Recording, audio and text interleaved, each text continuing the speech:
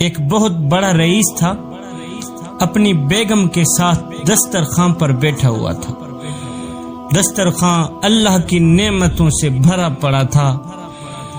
ابھی کھانا شروع ہی کرنے والے تھے کہ اتنے میں ایک فقیر نے دروازے پر صدا لگائی، ہے کوئی اللہ کے نام پر کچھ دینے والا؟ صبح کا بھوکا ہوں، شام ہو گئی ہے، ابھی تک کسی نے مجھے روٹی نہیں دی، بھوک لگی ہے، روٹی چاہیے، ہے کوئی اللہ کے نام پر مجھے ایک روٹی دینے والا؟ اس شخص نے اپنی بیوی کو حکم دیا کہ سارا دسترخوان اٹھا کر اس فقیر کی جھولی میں ڈال دو۔ دسترخوان کے اوپر جتنے بھی کھانے لگے پڑے ہیں سارے کے سارے اٹھا کر اس فقیر کی جھولی میں ڈال دو۔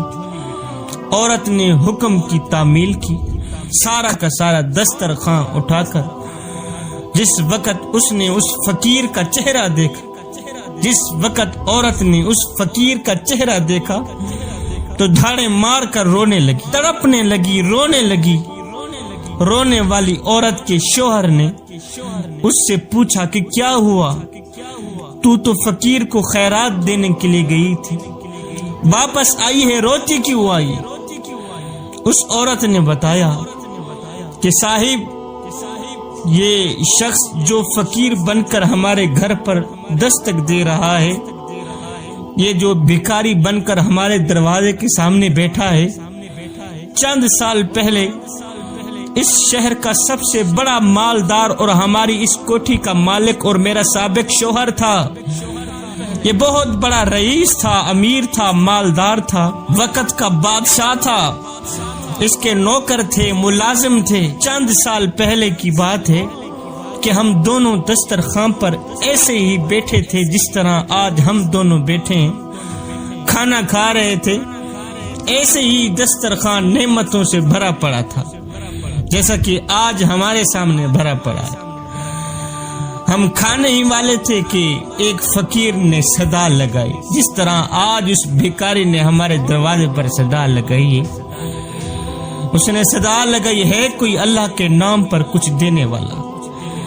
میں 2 دن سے بھوکا ہوں، اللہ کے نام پر کھانا دے دو، مجھے دعا کر کے چلا جاؤں گا۔ میرا شوہر دسترخوان سے اٹھا، اس فقیر کی اس قدر پٹائی کی، اس کو بے عزت کر کے اسے لو لہان کر دیا، ذلیل کر کے اس کو مار پیٹ کر بھگا دیا۔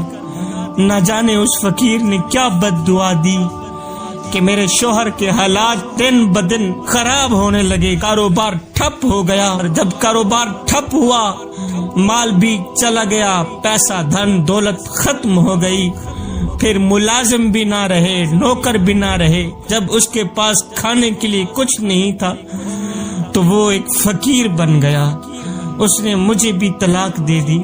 چند سال گزرنے کے بعد میں آپ کی زوجیت میں آئی، میں آپ کی بیوی بنی۔ شوہر بیوی کی یہ باتیں سن کر چیخ پڑا، بیوی کی یہ داستان سن کر تڑپ گیا، رو کر کہنے لگا، اے میری شریک حیات، کیا میں آپ کو اس سے زیادہ تعجب والی بات نہ سناؤں؟ شریک حیات نے کہا، میرے سرتاج ضرور بتائیں۔ کہنے لگا، جس فقیر کی آپ کے سابق شوہر نے پٹائی کی تھی وہ کوئی دوسرا نہیں تھا بلکہ وہ فقیر میں ہی تھا۔ اللہ اکبر۔ اس شخص نے، اس ظالم نے مجھے ذلیل کر کے، مجھے دھکے دے کر مجھے مارا، پٹائی کی، مجھے لہو لہان کر دیا۔ اے میری شریک حیات، وہ کوئی اور نہیں تھا، وہ فقیر میں ہی تھا۔ بے شک ظالم اور متکبر کو فلاح نہیں دیتا میرا اللہ۔ جو لوگ غریبوں اور ناداروں پر ظلم کرتے ہیں، دھتکارتے ہیں، ایک دن خود اللہ کی مشیت انہیں اس مقام پر لا کھڑا کر دیتی ہے۔ دنیا ان کو ٹھوکریں مارتی ہیں۔ پھر کہنے کا مطلب یہ ہے، صاحب کسی کی مدد کر اس سے پہلے کہ تیری مدد کی جائے، کسی پر رحم کر اس سے پہلے کہ تیرے پر رحم کیا جائے، کسی کو عزت دے اس سے پہلے کہ اللہ تعالیٰ تجھے عزتوں سے نوازے۔